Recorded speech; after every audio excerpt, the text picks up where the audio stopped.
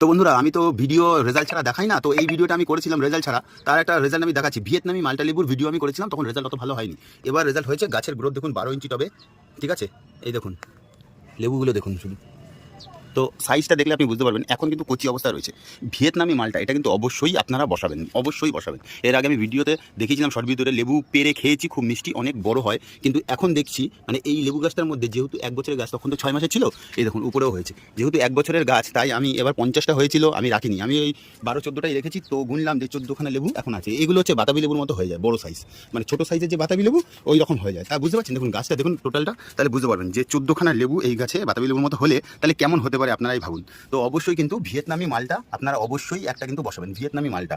বারবার বলছি, ভিয়েতনামি মালটা অন্য লেবুর সাথে রাখবেনই রাখবেন। এই গাছটার কোনো রোগ ব্যাধি হয় না প্রথমত, আর তারপরে হচ্ছে অফুরন্ত ফলন, আর 12 মাস ফলন, ফল পেরে নিলেই আবার নতুন করে ফুল চলে আসে।